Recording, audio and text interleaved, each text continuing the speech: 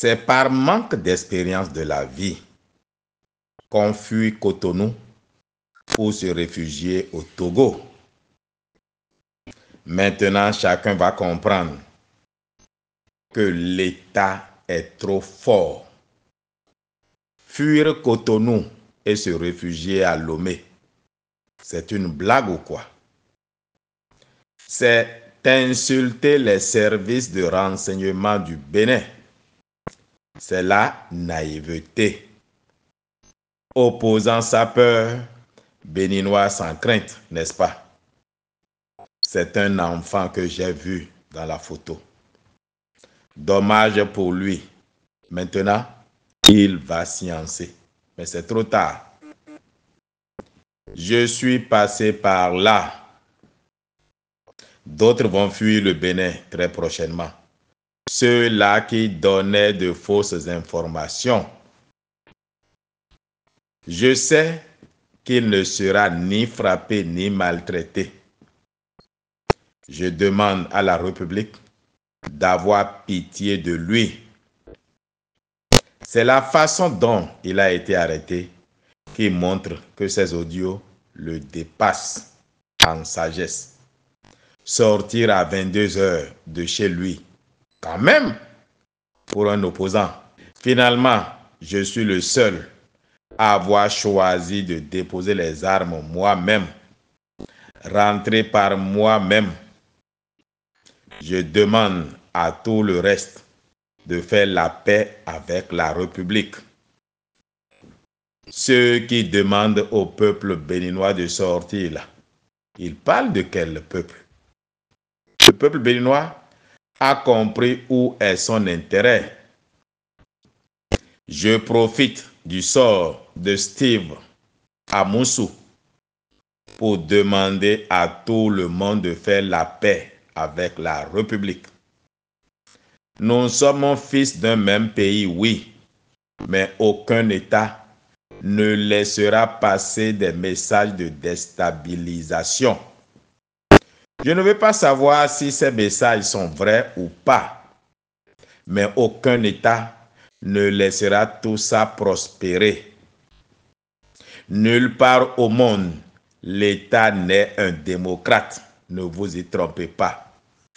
C'est maintenant que frère Humvi verra qu'il a toujours été seul. Notre police, heureusement, est républicaine. La torture ne se pratique pas chez nous. Cessez de craindre pour la vie de frère Humvi si c'est vraiment la police béninoise qui l'a arrêté. Je demande la clémence de la République pour Steve Amoussou. Je supplie la République à ne pas tenir compte des propos va-t-en-guerre de ceux qui parlent sur les réseaux sociaux contre le président Talon, comme c'était ce qu'il fallait aujourd'hui.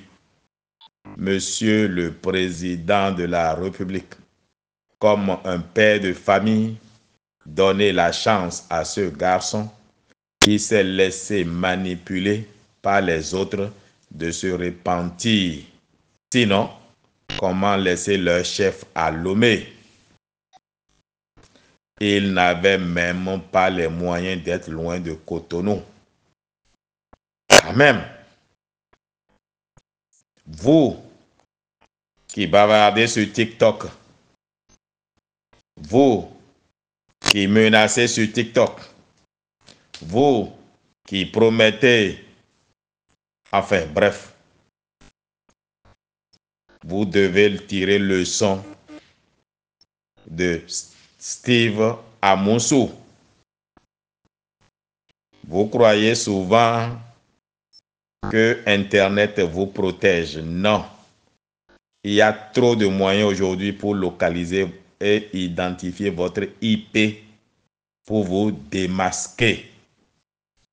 Et d'ailleurs, depuis que j'ai vu qu'il y avait maintenant un lien Facebook pour rejoindre la communauté de frères Humvi sur Facebook, j'ai compris que bon, ces jours étaient comptés.